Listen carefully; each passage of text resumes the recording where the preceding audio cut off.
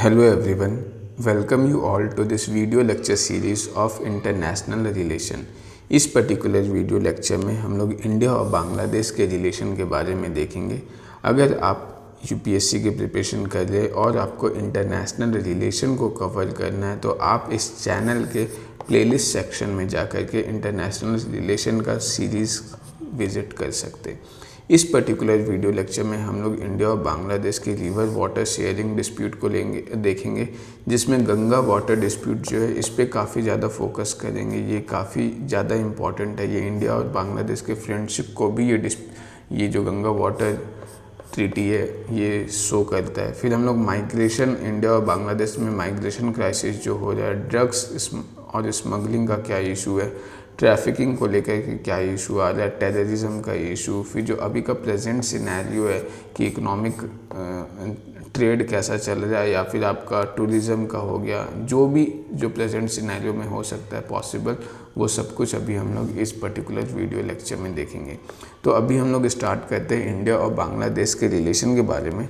तो ये तो अभी हम लोग इंडिया और पाकिस्तान का जब रिलेशन देखे थे तो उसमें हम लोग देखे कि किस तरीके से जो 1971 का इंडिया और पाकिस्तान का वॉर था, वो वॉर ही मेनली बांग्लादेश को लिबरेट करने के लिए किया गया था। और ये ऑफ कोर्स सब बात है कि इंडिया जो था वो पहला कंट्री था जो बांग्लादेश को रिकॉग्निशन दिया था। रिकॉग्निशन देने का मतलब जो है वहाँ पे एम्बेसी बनाना, उसके साथ ट्रेड करना, इकोनॉमिक रिलेशन, फॉरेन पॉलिसी जो है वो रखना। इवन इंडिया जो है वो बांग्लादेश को यूएनओ का मेंबरशिप लेने में हेल्प करता है। इंडिया बांग्लादेश को जो है रिकंस्ट्रक्शन प्रोजेक्ट्स में हेल्प करता है, काफ़ी सारा इंफ्रास्ट्रक्चर वगैरह कंस्ट्रक्ट करता है इंडिया बांग्लादेश में। 1972 में इंडिया और बांग्लादेश जो है वो 25 ईयर फ्रेंडशिप ट्रीटी साइन करता है। ये जो है ये ट्रीटी शो करता है इंडिया और बांग्लादेश के फ्रेंडशिप को, कोऑपरेशन को। ओके, और एक चीज़ और आपको ध्यान में रखना है कि जो रविंद्रनाथ टैगोर थे, ये इनका जो क्रिएशन है वो इंडिया का भी नेशनल एंथम है और बांग्लादेश का भी नेशनल एंथम है। आप कमेंट सेक्शन में बताइए कि बांग्लादेश का नेशनल एंथम क्या है जो रविंद्रनाथ टैगोर लिखे थे। ओके, फिर 1972 में क्या होता है, 1972 से 1975 तक इंडिया और बांग्लादेश का रिलेशन जो था वो काफ़ी ज़्यादा अच्छा था। लेकिन 14 अगस्त 1975 को क्या होता है कि जो शेख मुजीबुर रहमान थे उनको मिलिट्री द्वारा मार दिया जाता है। यहाँ पे आप देख सकते हैं ये जो शेख मुजीबुर रहमान है, ये बांग्लादेश के लिबरेशन में इनका बहुत बड़ा रोल था। ये इंदिरा गांधी को आप देख सकते हैं। तो ये शेख मुजीबुर रहमान जो थे, जो वहाँ के प्राइम मिनिस्टर थे, उनको जो है वहाँ का मिलिट्री जो है वो मार देता है। और इसी के साथ इंडिया और बांग्लादेश का जो रिलेशन था, जो बहुत ही अच्छा फेज़ वाला रिलेशन था, वो भी ख़त्म हो जाता है। बांग्लादेश में मिलिट्री रूल आता है और जब भी किसी कंट्री में मिलिट्री रूल आएगा तो उसका जो रिलेशन है वो एक डेमोक्रेटिक कंट्री से उतना ज़्यादा अच्छा नहीं होता है। इंडिया में जो था वो डेमोक्रेटिक कंट्री है, बांग्लादेश जो था वो मिलिट्री गवर्नमेंट बन गया था। तो ऑफकोर्स कॉमन सेंस का बात हो गया कि इंडिया और बांग्लादेश का रिलेशन अब पहले जैसा अच्छा नहीं रहेगा, क्योंकि एक मिलिट्री गवर्नमेंट कभी नहीं चाहेगा कि वो एक डेमोक्रेटिक गवर्नमेंट से बहुत अच्छा फ्रेंडशिप रखे। अदरवाइज़ क्या होगा कि जो उस बांग्लादेश के जो सिटीजन्स हैं वो भी डिमांड करना स्टार्ट करेंगे कि मिलिट्री रूल को जल्दी से हटाओ और डेमोक्रेसी लाओ।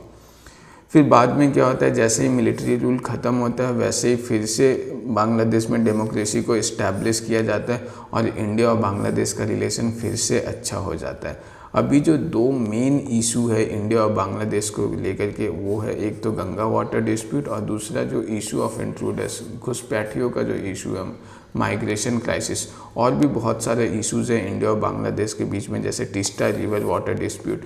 ये टीस्टा रिवर वाटर डिस्प्यूट जो है वो अभी तक कभी भी इस पर कोई ट्रीटी साइन नहीं हुआ है। आप देख सकते हैं ये टीस्टा रिवर है जो ये बांग्लादेश में फ़्लो कर रहा है और ये इधर जो है वेस्ट बंगाल में फ़्लो करता है। तो इस रिवर को लेकर के अभी तक, इसके वाटर शेयरिंग को लेकर के कोई भी ट्रीटी ऐसा इंडिया में साइन नहीं हुआ। और वैसे तो इंडिया और बांग्लादेश लगभग 54 रिवर्स शेयर करते हैं।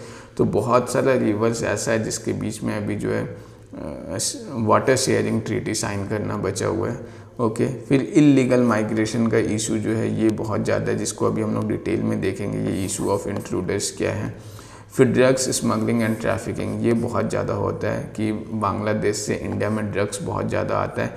ह्यूमन ट्रैफिकिंग बहुत होता है, गर्ल्स का, चाइल्ड्स का ट्रैफिकिंग बहुत होता है इंडिया से बांग्लादेश, बांग्लादेश से इंडिया। उसके बाद फिर जो एनिमल्स हैं, बर्ड्स हैं, इन सब का ट्रैफिकिंग बहुत ज़्यादा होता है। टेररिज्म एक बहुत इंपॉर्टेंट मेजर रोल प्ले करता है, क्योंकि इंडिया और बांग्लादेश का जो बॉर्डर है वो कंप्लीट अभी भी फेंस नहीं हुआ है। इस चीज़ को अभी हम लोग आगे देखेंगे। ये बॉर्डर अभी कंप्लीट फेंस नहीं हुआ है, कुछ बचा हुआ है, और जिसकी वजह से क्या है कि बिना फेंसिंग प्रॉपर नहीं होने की वजह से स्मगलिंग बढ़ जाता है। टेररिस्ट का जो इंट्रूजन है वो सिविलियंस, बेसिकली टेररिस्ट जो है वो सिविलियंस बन के इंडियन टेरिटरी में माइग्रेट कर जाते हैं। और फिर चाइना पे जो बांग्लादेश का इन्फ्लुएंस बढ़ रहा है वो भी एक इशू है इंडिया के लिए, क्योंकि जो बांग्लादेश है वो लगातार जो चाइना का बेल्ट एंड रोड इनिशिएटिव है इसका सपोर्ट करने वाला कंट्री रहा है, और इंडिया जो है वो बेल्ट एंड रोड इनिशिएटिव को हमेशा से अगेंस्ट करता है।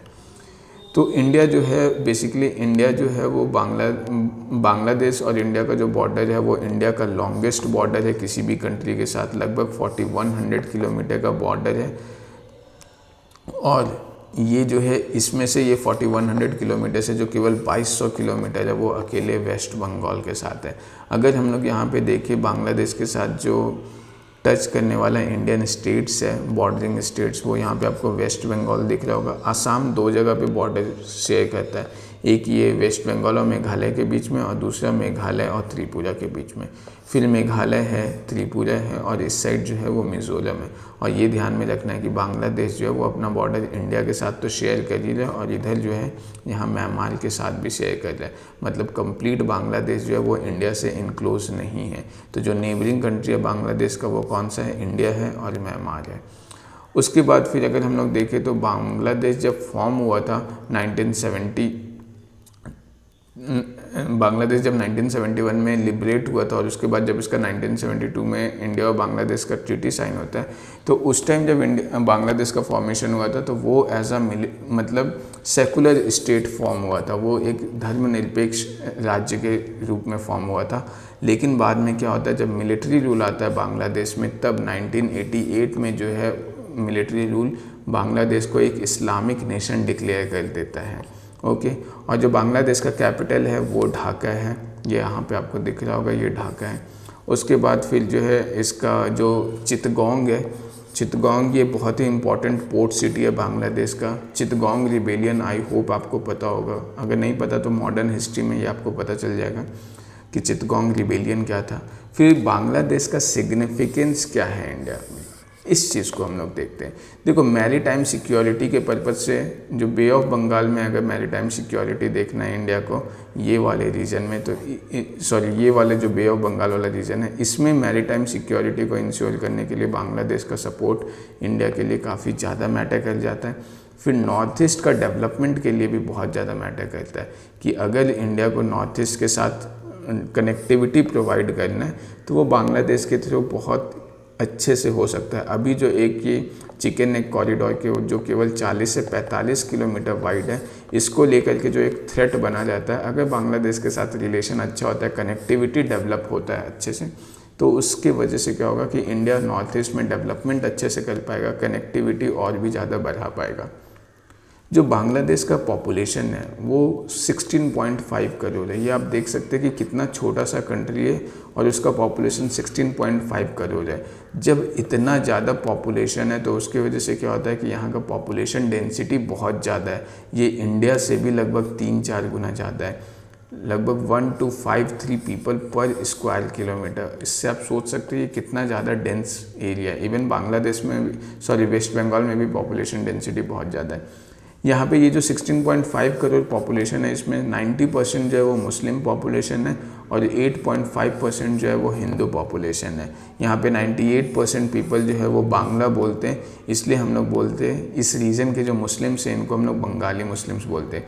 और ये हम लोग प्रीवियस लेक्चर में भी देख चुके हैं कि कैसे जो बांग्लादेश के मुस्लिम्स थे वो जो वेस्ट बंगाल के जो बंगाली हैं उनसे बहुत ज़्यादा मिलते जुलते थे, और उतना ज़्यादा वो पाकिस्तान के मुस्लिम्स से या फिर बाकी मिडिल ईस्ट में जो भी मुस्लिम्स हैं उनसे उनका सिमिलैरिटी उतना ज़्यादा नहीं है जितना उनका वेस्ट बंगाल के बंगाली से है। तो इससे क्या होता है कि इससे इंडिया और बांग्लादेश के बीच में एक कनेक्टिंग लिंक बनता है। ओके, फिर अब हम लोग आते हैं गंगा वाटर रिवर डिस्प्यूट। ये डिस्प्यूट क्या था? देखो, गंगा जो है, इस रिवर को जो है जब ये बांग्लादेश में एंटर करता है तो यहाँ पे इसका नाम हम लोग पद्मा रिवर बोलते हैं। ओके, तो ये पद्मा रिवर है। अब क्या है कि जो मुर्शिदाबाद डिस्ट्रिक्ट है वेस्ट बंगाल का, यहाँ पे आपको ये दिख रहा होगा, ये वेस्ट बंगाल का यहाँ पे मुर्शिदाबाद डिस्ट्रिक्ट है और इस जगह पे फरक्का बराज है। अब यहाँ पे ध्यान में देने वाला बात ये है कि ये जो गंगा रिवर है ये यहाँ पे डिस्ट्रीब्यूटरी इसका 2 डिस्ट्रीब्यूटरी यहाँ पे बनता है मुर्शिदाबाद डिस्ट्रिक्ट में। एक तो चला जाता है इधर ये हुगली रिवर और दूसरा ये इधर चला जाता है पद्मा रिवर जो बांग्लादेश में एंटर करता है। अब ये हुगली रिवर पे ही यहाँ पे कोलकाता पोर्ट है और ये जो कोलकाता पोर्ट है वो समुद्र से लगभग 100 से 200 किलोमीटर अंदर है। अब इतना अंदर होने की वजह से क्या है कि अगर कोलकाता पोर्ट को रन करना है, अगर उसको काम करते रहना है तो उसको एक सफिशिएंट अमाउंट ऑफ पानी चाहिए। तो अब ये गंगा वाटर जो है, इसका पानी जो है ये फरक्का बराज से डिसाइड किया जा सकता है कि पद्मा रिवर में कितना डालना है, मतलब बांग्लादेश में कितना पानी भेजना है और ये हुगली रिवर को कितना भेजना है। क्योंकि इंडिया का अगर कोलकाता पोर्ट को रन करना है तो उसके लिए भी पानी चाहिए। बांग्लादेश में अगर एग्रीकल्चर अच्छे से करना है तो उसके लिए बांग्लादेश को पानी चाहिए। तो एक जो मेन इशू है वो इसी चीज़ को लेकर के है कि इंडिया के लिए कोलकाता पोर्ट को भी रन करना बहुत ज़रूरी है और बांग्लादेश को एग्रीकल्चर के लिए गंगा का पानी भी बहुत ज़रूरी है। तो देखो, जो कोलकाता पोर्ट है उसको रन करने के लिए बेसिकली जो है 40,000 क्यूसेक चाहिए। क्यूसेक का मतलब होता है क्यूबिक फीट पर सेकेंड, कि इतना क्यूबिक फीट पर सेकेंड ऑफ वाटर चाहिए अगर कोलकाता पोर्ट को रन करना है तो। और साथ ही साथ बांग्लादेश को भी पानी चाहिए। अब यहाँ पे इशू ये आ जाता है कि जो मार्च और मई वाला महीना होता है, मार्च और मई वाला महीना, इस टाइम जो है फरक्का बराज में जो पानी है उसका सप्लाई काफ़ी ज़्यादा घट जाता है। एक तो ये गर्मी वाला मौसम रहता है और जब पानी का सप्लाई घट जाता है तो उसकी वजह से जो डिमांड है, डिमांड का मिसमैच होना स्टार्ट हो जाता है। मतलब जितना कोलकाता पोर्ट को चाहिए वो फुलफ़िल करना और साथ ही साथ बांग्लादेश को भी रिवर वाटर का रिक्वायरमेंट फुलफ़िल करना, ये दिक्कत हो जाता है। अब वैसे केसेस में इसी चीज़ को लेकर के गंगा वाटर डिस्प्यूट बना हुआ था, लेकिन इस डिस्प्यूट को रिजॉल्व किया गया 12 दिसंबर 1996 को। ये जो है, इस डिस्प्यूट को रिजॉल्व करने से पहले जो है मैं आपको बता देता हूँ कि अगर आप गुजराल्स डॉक्ट्राइन नहीं पढ़े तो इस चीज़ को एक बार आप इस लेक्चर को या तो जाके पढ़ सकते या फिर देख सकते, या फिर आप अपना नोट्स में गुजराल डॉक्ट्राइन देख सकते कि गुजराल डॉक्ट्राइन क्या था। क्योंकि इसी गुजराल डॉक्ट्राइन के बेसिस पे जो है ये एग्रीमेंट साइन किया था और ये गुजराल डॉक्ट्राइन आज भी बहुत ज़्यादा रेलेवेंट है। इवन ये आंसर राइटिंग में भी आपको बहुत हेल्प करेगा। गुजराल डॉक्ट्राइन्स का जो बहुत सारे प्रिंसिपल्स में से एक जो सबसे मेजर प्रिंसिपल था वो था प्रिंसिपल ऑफ नॉन म्यूचुअलिटी, कि अगर इंडिया को स्मॉल स्टेट्स के साथ अपना रिलेशन अच्छा करना है, उनके साथ अगर ट्रस्ट डेवलप करना है, तो इंडिया को उन सब कंट्रीज़ के साथ प्रिंसिपल ऑफ नॉन म्यूचुअलिटी के बेसिस पे काम करना पड़ेगा। ये हम लोग देखे थे गुजराल डॉक्ट्राइन में। प्रिंसिपल ऑफ नॉन म्यूचुअलिटी क्या होता है कि आप दूसरे कंट्री को सपोर्ट कर रहे तो उसमें आप अपना बेनिफिट नहीं देख रहे। जैसे सपोज कर लो कि नेपाल है, नेपाल में अगर अर्थक्वेक आता है तो इंडिया जो है उस टाइम जब 2015 में अर्थक्वेक आया था तो इंडिया जो है वो 1500 करोड़ जो है वो नेपाल को डोनेट किया था। तो ये यूनिलैटरल सपोर्ट था। यहाँ पे इंडिया जो है वो नेपाल को सपोर्ट किया था, तो वहाँ पे इंडिया को बदले में कुछ नहीं मिलने वाला था, लेकिन फिर भी इंडिया किया। तो ये जो है ये प्रिंसिपल ऑफ नॉन म्यूचुअलिटी है। इससे क्या होता है कि इससे नेपाल का जो ट्रस्ट है वो इंडिया पे बनेगा। तो अगर चाइना को काउंटर करना है या पाकिस्तान को काउंटर करना है तो इसके लिए ये बहुत ज़रूरी है कि इंडिया जो है वो बाकी के जो अपने नेबरिंग स्टेट्स हैं, नेबरिंग कंट्रीज़ हैं, उन सब के साथ प्रिंसिपल ऑफ नॉन म्यूचुअलिटी के बेसिस पे काम करे ताकि उनके साथ ट्रस्ट डेवलप कर सके। और यही यहाँ पे जो है इसका एक बहुत ही अच्छा एग्जांपल है। ये गंगा वाटर डिस्प्यूट को जब रिजॉल्व किया जाता है 12 दिसंबर 1996 को। इसमें देखो क्या होता है, अभी ये हम लोग फरक्का बराज वाला कंडीशन तो देख चुके हैं कि फरक्का बराज को रन करने के लिए जो है कम से कम 40,000 क्यूसेक चाहिए, क्यूबिक फीट पर सेकंड ऑफ वाटर चाहिए, और साथ ही साथ इधर बांग्लादेश को भी एग्रीकल्चर के लिए पानी चाहिए। तो और ऊपर से जो मार्च और मई का महीना है इसमें वाटर सप्लाई भी कम हो जाता है। तो इसमें अब क्या डिसाइड किया गया कि अगर मान लो कि जो फरक्का बराज है उसमें टोटल 70,000 क्यूसेक वाटर है, तो उस केस में क्या होगा, या तो 70,000 क्यूसेक वाटर है या 70,000 से कम क्यूसेक वाटर है। तो उस केस में क्या होगा कि इंडिया और बांग्लादेश 50-50% वाटर शेयर करेगा, मतलब 35,000 क्यूसेक वाटर इंडिया के पास जाएगा और 35,000 क्यूसेक वाटर जो है वो बांग्लादेश के पास जाएगा। लेकिन अगर 70,000 से ज़्यादा क्यूसेक वाटर है तो उस केस में जो है इंडिया केवल 40,000 क्यूसेक वाटर ही रख रहा है और बाकी सारा का सारा पानी वो किसको दे दे रहा है, बांग्लादेश को दे दे रहा है। तो ये जो है ये यहाँ पे एक टाइप का यूनिलैटरल सपोर्ट था बांग्लादेश को, यूनिलैटरल कंसेशन प्रोवाइड किया इंडिया को। यहाँ पे भी तो इंडिया ये कर सकता था कि 70,000 से ज़्यादा का क्यूसेक है तब भी 50-50% होगा, लेकिन इंडिया यहाँ पे नहीं किया ऐसा। तो ये जो है ये एक टाइप का बांग्लादेश का ट्रस्ट गेन करने के लिए किया गया। और बांग्लादेश का ट्रस्ट गेन करना क्यों ज़रूरी है, नॉर्थ ईस्ट का अगर हम लोग रीजन देख ले तो इसका स्टेबिलिटी के लिए, ये जो पूरा नॉर्थ ईस्ट का रीजन है इसके स्टेबिलिटी के लिए बांग्लादेश और इंडिया का फ्रेंडली रिलेशन होना बहुत ही ज़्यादा ज़रूरी है। एक तो ये चिकन नेक कॉरिडोर के पास है और अगर बांग्लादेश का जो झुकाव है वो चाइना के साथ बहुत ज़्यादा बढ़ जाएगा तो इंडिया के नॉर्थ ईस्ट पे थ्रेट जो है वो भी बहुत ज़्यादा बढ़ जाएगा। तो इसलिए यहाँ पे जो है ये हम लोग देख सकते हैं कि किस तरीके से इंडिया जो है वो यूनिलैटरल कंसेशन प्रोवाइड करता है गुजरात डॉक्ट्राइन के अकॉर्डिंग। फिर एक जो दूसरा इशू है इंडिया और बांग्लादेश को लेकर के वो है इशू ऑफ इंट्रूडर्स, घुसपैठियों का इशू। यहाँ पे क्या होता है कि जो बहुत सारे बांग्लादेश से जो लोग हैं, क्योंकि बांग्लादेश में एक तो पॉपुलेशन डेंसिटी बहुत ज़्यादा है, पॉपुलेशन बहुत ज़्यादा है और गरीबी भी काफ़ी है। तो बांग्लादेश से क्या होता है कि बहुत सारे लोग माइग्रेट करना स्टार्ट कर जाते हैं, क्योंकि अभी जो बॉर्डर है बॉर्डर का कंप्लीट फिनिशिंग नहीं हुआ। यहाँ पे हम लोग देख सकते हैं कि ये जो है ये इंडिया और बांग्लादेश में कितना सारा रिवर है। टोटल 54 रिवर्स हैं जो इंडिया और बांग्लादेश शेयर करता है।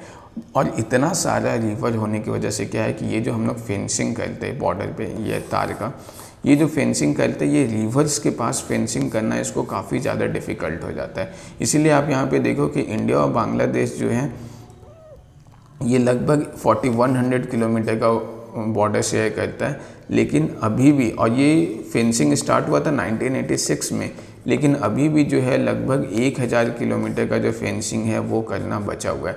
जब तक ये फेंसिंग कंप्लीट नहीं होगा तब तक जो है इंट्रूडर्स को रोक पाना उतना आसान नहीं होगा। ओके, तो ये एक बहुत बड़ा रीज़न हो जाता है कि जो ये इंट्रूडर्स है ये आसाम और त्रिपुरा वाले एरिया में जाके बहुत ज़्यादा सेटल हो जाते हैं, जिसकी वजह से क्या होता है कि ये आसाम और त्रिपुरा का जो रीजन है यहाँ का डेमोग्राफिक डिस्ट्रीब्यूशन पूरा बिगड़ जाता है। यहाँ के जो लोकल्स है वही माइनॉरिटी में बन जा रहे हैं और जो आसाम और त्रिपुरा में जो ये बांग्लादेश से जो माइग्रेट करके जो लोग आए हैं उन लोग यहाँ पे अपना धीरे धीरे जो पॉपुलेशन है वो बढ़ाते जा रहे हैं। तो इससे क्या हो रहा है कि आसाम के लोकल्स लोग और यहाँ जो बांग्लादेशी मुस्लिम्स हैं इन सब में क्या हो रहा है, लगातार धीरे धीरे जो है वो टसल बढ़ता जा रहा है, हिंदू मुस्लिम का राइट्स वगैरह होते जा रहा है। एक रीज़न ये भी है ये राइट्स वगैरह होने का, या मतलब क्यों लोकल्स जो हैं ये माइग्रेंट से परेशान है, उसका एक बहुत बड़ा रीज़न है क्योंकि ये जो बांग्लादेश से आए हैं ये तो सिर्फ इसलिए आए क्योंकि इनको अपने देश में नौकरी नहीं मिल पा रहा है या ये काफ़ी ज़्यादा गरीब है। तो उसकी वजह से क्या हो रहा है कि जब ये इंडिया आ रहे हैं तो इंडिया बेसिकली ये एम्प्लॉयमेंट के लिए आ रहे हैं, और जब ये केवल नौकरी के मकसद से आ रहे हैं तो ये बहुत ही कम दाम पे काम करने को तैयार हो जाते हैं। और ये जब बहुत कम दाम पे काम करने को तैयार होते हैं तो उसकी वजह से क्या होता है, जो भी इंडियन कंपनीज़ है या इंडियन लोकल जो इंडस्ट्रीज़ वगैरह है या जो भी MSME सेक्टर्स है वो सब क्या होता है कि ये लोकल्स जो ये बांग्लादेशी इमिग्रेंट्स हैं, ये जो बांग्लादेशी से जो माइग्रेट करके इंडिया में आ रहे हैं उन सबको जॉब देना ज़्यादा प्रेफर करते हैं, उन सबको काम देना ज़्यादा प्रेफर करते हैं क्योंकि ये काफ़ी कम सैलरी में काम करने को तैयार है। और इसकी वजह से भी क्या होता है कि दोनों जो ग्रुप है लोकल्स का और ये जो माइग्रेंट्स का जो ग्रुप है इन दोनों के बीच में काफ़ी बार वायलेंट देखने को मिला है। ये दोनों जो है हिंदू मुस्लिम राइट्स यहाँ पे काफ़ी ज़्यादा हुआ है, और जब इंडिया जो है इन इंट्रूडर्स के अगेंस्ट में एक्शन लेता है तो वो कहीं ना कहीं इंडिया और बांग्लादेश के रिलेशन को भी इम्पैक्ट करता है।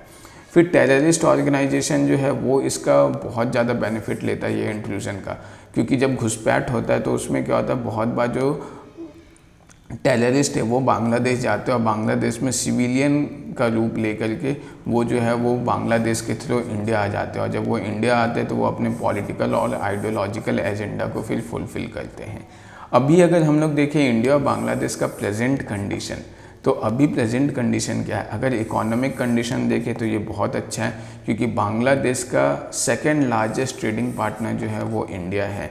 इस चीज़ को आप करंट अफेयर से हमेशा अपडेट करते रहिएगा। ये एज ऑफ 2021 है, हो सकता है फ्यूचर में बदल जाए। अभी 2023 का लेटेस्ट डाटा मुझे नहीं मिला, तो मैंने 2021 का डाटा दिया है आपको।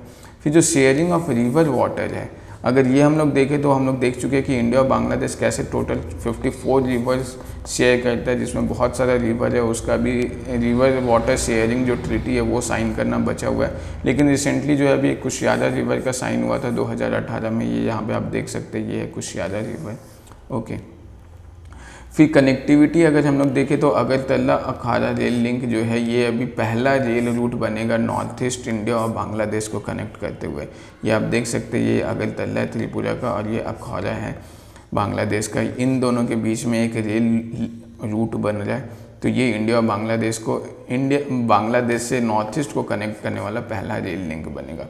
फिर India Bangladesh friendship pipeline project बन रहा है। ये भी जो है गुजरात डॉक्ट्राइन के बेसिस पे ही बना है कि वन वे कंसेशन देना टाइप। ये देखो बेसिकली क्या है कि ये नुमालीगढ़ रिफाइनरी है, यहाँ से दिंजापुर जो है, ये दिंजापुर बांग्लादेश में है। यहाँ पे रिफाइंड पेट्रोलियम जो है ये पाइपलाइन के थ्रू यहाँ पे जाता है बांग्लादेश को। अब ये इंडिया क्या कर रहा है कि ये जो पूरा पाइपलाइन है, ये पूरा का पूरा पाइपलाइन इंडिया अपने पैसे से ये कंस्ट्रक्ट कर रहा है, और इसको हम लोग मैत्री पाइपलाइन भी बोलते हैं। पूरा का पूरा कॉस्ट जो इस प्रोजेक्ट का है वो इंडिया उठा रहा है।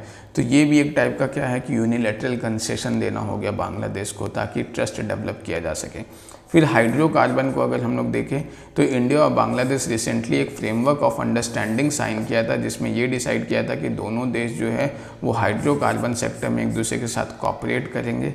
टूरिज़्म बहुत इंपॉर्टेंट हो जाता है, क्योंकि मिनिस्ट्री ऑफ टूरिज़्म के अकॉर्डिंग इंडिया में जो सबसे ज़्यादा टूरिस्ट अगर किसी देश से आते हैं तो वो है बांग्लादेश से।